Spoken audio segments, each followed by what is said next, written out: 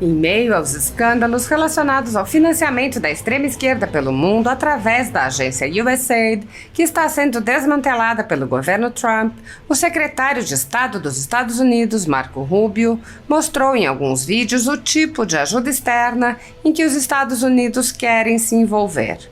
Marco Rubio mostrou cenas de suas viagens a países da América Central, expondo os resultados dos programas bem-sucedidos de ajuda externa para o combate ao tráfico de drogas e de pessoas. O secretário de Estado de Trump disse: "Continuaremos com programas bem-sucedidos de ajuda externa, como os da República Dominicana, que produziram resultados extraordinários, incluindo números históricos de apreensões de drogas destinadas às ruas americanas.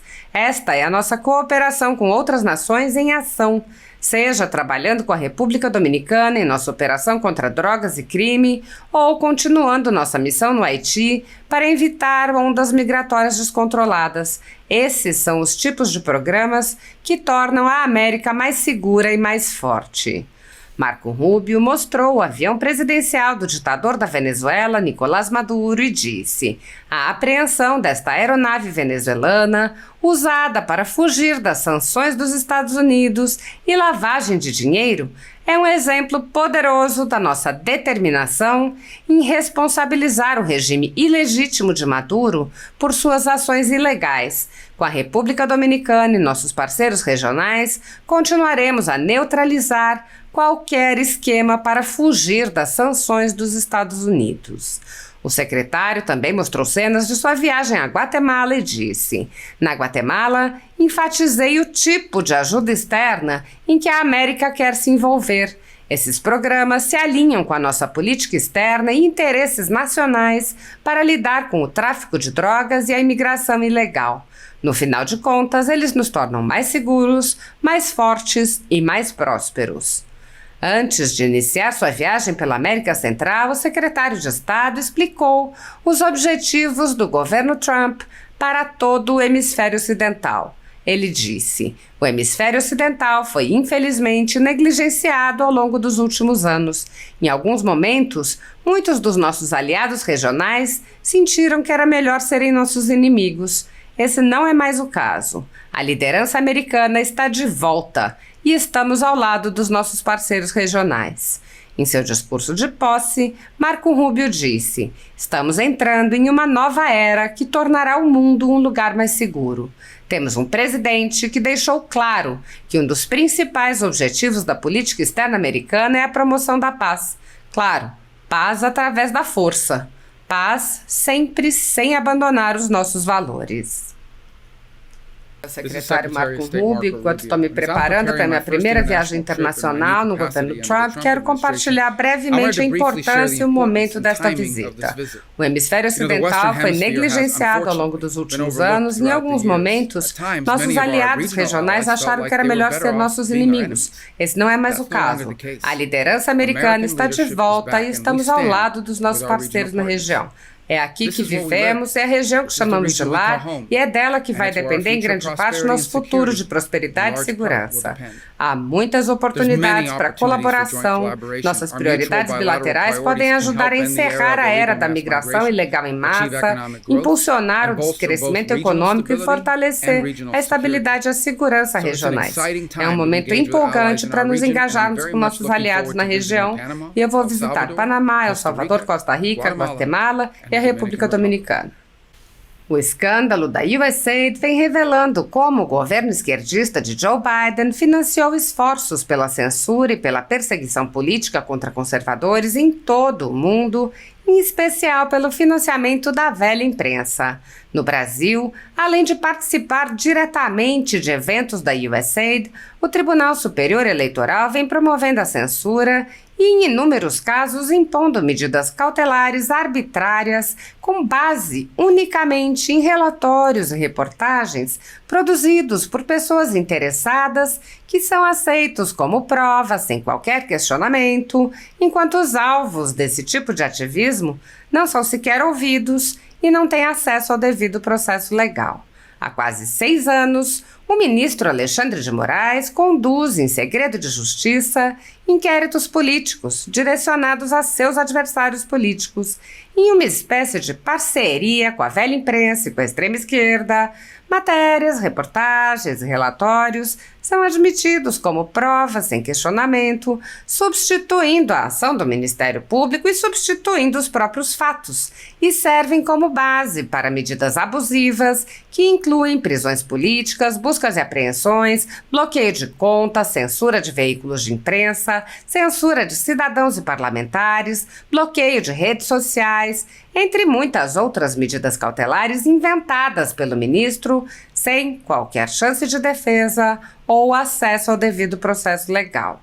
O mesmo procedimento de aceitar depoimentos de testemunhas suspeitas e interessadas e tomar suas palavras como verdadeiras se repete em diversos inquéritos nas cortes superiores. A Folha Política já teve sua sede invadida e todos os seus equipamentos apreendidos a mando do ministro Alexandre de Moraes.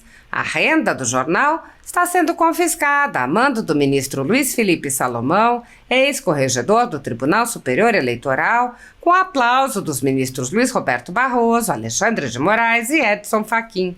Todos os rendimentos de mais de 20 meses de trabalho de jornais, sites e canais conservadores são retidos sem qualquer base legal. Se você apoia o trabalho da Folha Política e pode ajudar, doe qualquer valor através do Pix utilizando o QR Code que está visível na tela ou o código ajude@folhapolitica.org. Caso prefira transferência ou depósito, a conta da empresa Raposo Fernandes está disponível na descrição deste vídeo e no comentário fixado no topo. Apesar de alguns senadores agirem no limite de seus poderes para frear os atos autoritários de ministros das Cortes Superiores, a Casa Legislativa como um todo permanece cega, surda e muda, indiferente aos ataques à democracia, graças ao seu presidente, que engaveta todos os pedidos de impeachment de ministros de Cortes Superiores que chegam às suas mãos.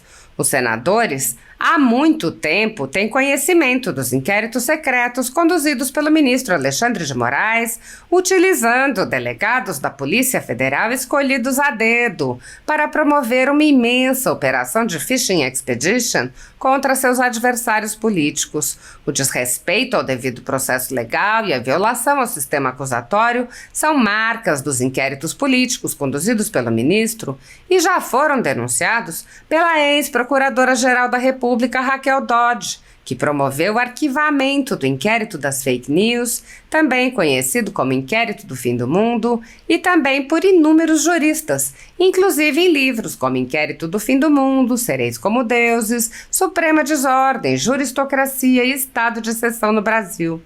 O ministro Alexandre de Moraes já foi chamado de xerife pelo então colega Marco Aurélio Mello pelos excessos cometidos em seus inquéritos. Até na imprensa internacional as denúncias vêm se avolumando. O ministro Cássio Nunes Marques consignou em voto as violações de direitos humanos nas prisões em massa ordenadas por Moraes. Apesar das constantes denúncias, o Senado brasileiro segue inerte. Os senadores sabem sobre os jornais que foram estourados, tiveram todos os seus equipamentos apreendidos e sabem sobre os jornalistas perseguidos, presos e exilados. Os senadores não apenas foram informados sobre a invasão de residências de cidadãos, apreensão de bens, mas também viram, sem qualquer reação, operações contra seus próprios membros, o senador Haroldo de Oliveira e o senador Marcos Duval. Os senadores sabem que muitos meios de comunicação vêm sendo censurados há muito tempo. Os senadores souberam sobre a prisão do deputado Daniel Silveira em pleno exercício do mandato por palavras em um vídeo. Os senadores souberam que o ex-deputado voltou a ser preso por supostas violações a medidas cautelares impostas em um processo que tinha sido extinto pela graça presidencial. Os senadores sabem que a graça presidencial, apesar de constitucional, foi cancelada. Os senadores foram informados sobre a perseguição a jornalistas que são censurados, impedidos de exercerem sua profissão e têm bens e redes sociais bloqueados. Os senadores sabem que ativistas passaram 1 ano em prisão domiciliar, sem sequer denúncia, obrigados a permanecer em Brasília mesmo morando em outros estados. Os senadores sabem das violações a prerrogativas de advogados. Os senadores sabem sobre a prisão de Roberto Jefferson, presidente de um partido, e sua destituição do cargo a mando de Moraes. Os senadores sabem da censura a parlamentares. Os senadores sabem que jornais, sites e canais conservadores têm sua renda confiscada. Os senadores sabem sobre as prisões em massa, sem individualização de conduta, sob acusações descabidas. Os senadores sabem sobre as multas estratosféricas e confiscos de propriedade. Os senadores sabem que crianças ficam presas com seus pais sem meios de sustento, em cautelares sem prazo para acabar. Os senadores sabem que Clériston Pereira da Cunha morreu no cárcere, com um pedido de soltura, aguardando que o ministro se dignasse a apreciar. Os senadores sabem que outras pessoas presas injustamente só foram soltas após a morte do preso político no cárcere.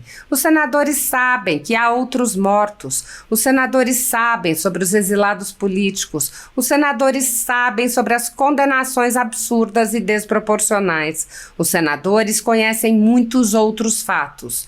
Mesmo assim, todos os pedidos de impeachment, projetos de lei, requerimentos de CPI seguem enchendo as gavetas do presidente daquela casa. Há mais de 10 anos, a Folha Política vem fazendo a cobertura da política brasileira, quebrando a espiral do silêncio imposta pelo cartel de mídia que quer calar vozes conservadoras. Pix ajude@folhapolitica.org.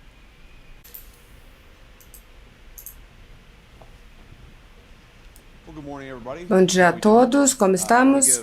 Quero dar as boas-vindas especiais à família do senador Rubio, especialmente seus 4 lindos filhos e sua esposa. Obrigado por estarem aqui, é uma grande ocasião. É difícil superar o fato de ser empossado como vice-presidente no mesmo dia Bocais ganharem o campeonato nacional, mas é um ótimo começo. Porque o Marco é uma das minhas pessoas favoritas em Washington. Vocês sabem, ele é filho de imigrantes cubanos neste país. Ele cresceu em origens muito humildes, mas tem um amor incrivelmente profundo por nossa nação. Ele busca soluções bipartidárias, é um cara que consegue realizar coisas. E também é um conservador de grandes princípios e grande visão. E acho que mais do que qualquer outro colega que eu conheci em Washington nos últimos anos, o senador Rubio entende as prioridades distintas do presidente Trump e por que isso representa uma mudança tão significativa e francamente importante e necessária em relação a uma geração de políticas externas fracassadas. Rubio vai ser o principal diplomata dos Estados Unidos, mas vai continuar sendo um amigo. Eu tenho orgulho de conhecê-lo e de estar aqui para isso. Então, senador Rubio, obrigado.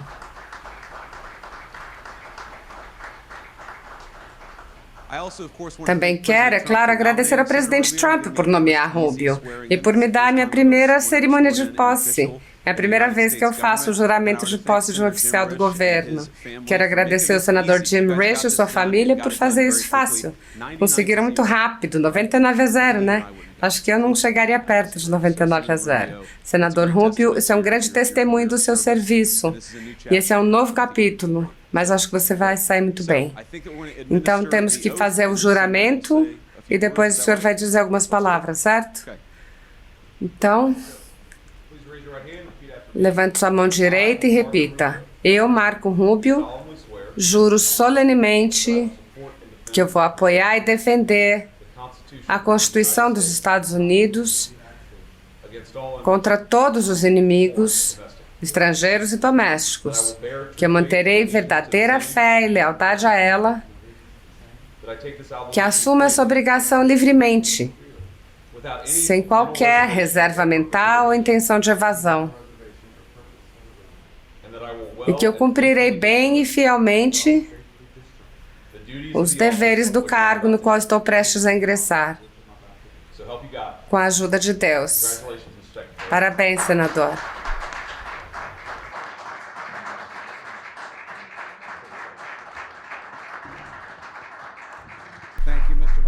Obrigada, senhor vice-presidente, pelo tempo. Foram 72 horas agitadas, talvez mais, talvez 96.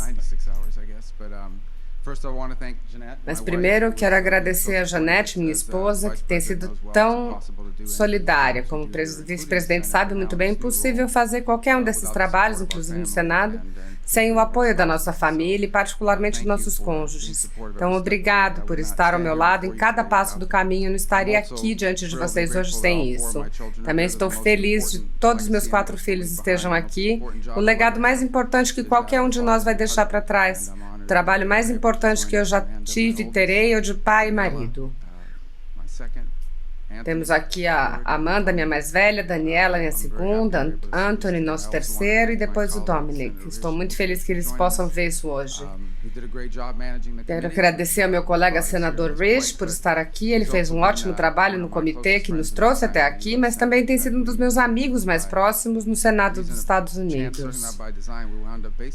Por acaso e não por projeto, acabamos ficando quase sempre juntos em termos de antiguidade em todos os comitês. Então, sentávamos lado a lado no plenário e as pessoas achavam que era um complô.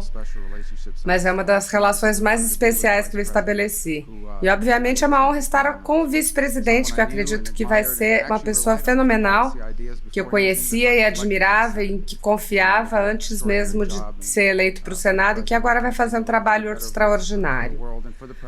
Quanto ao presidente, não consigo pensar em uma voz melhor para o mundo e para as políticas do presidente. Quanto à tarefa que temos pela frente, o presidente Trump foi eleito para cumprir promessas e ele vai cumprir essas promessas. E a sua principal promessa sobre a política externa é que a prioridade do Departamento de Estado dos Estados Unidos será os Estados Unidos. Promover o interesse nacional deste país. E ele nos deu um mandato muito claro. Que tudo que nós fazemos, e isso é verdade no governo, mas especialmente no Departamento de Estado, deve ser justificado respondendo a uma dessas 3 perguntas. Nos torna mais fortes, mais seguros? Nos torna mais prósperos? Se não fizer uma dessas 3 coisas, nós não vamos fazer. Esse é o objetivo, essa é a tarefa, essa é a promessa que ele foi eleito para cumprir, que ele vai cumprir e nós vamos ajudar.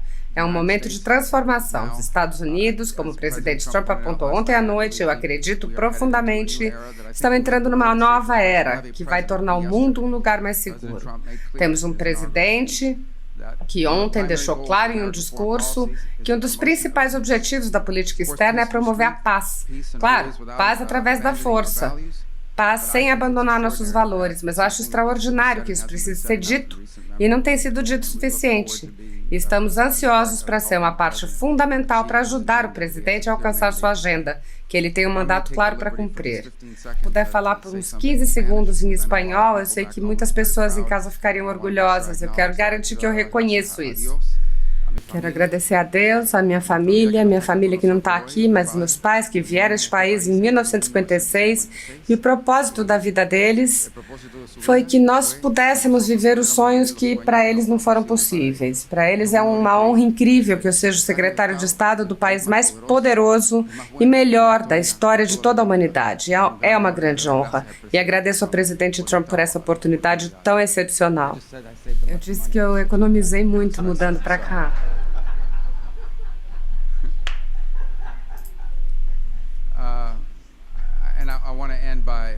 Eu quero terminar agradecendo ao Deus Todo-Poderoso, nosso Senhor e Salvador Jesus Cristo, e esse é realmente o propósito principal das nossas vidas, é a maior prioridade, a única coisa que vai importar quando darmos o último suspiro. E essa é uma oportunidade extraordinária, estou honrado e privilegiado, ciente da responsabilidade, e quero agradecer ao presidente Trump por sua confiança. Vamos trabalhar cada segundo para ajudá-lo a alcançar a agenda que o povo americano lhe deu para realizar. Obrigado. Muito obrigado, senhor vice-presidente.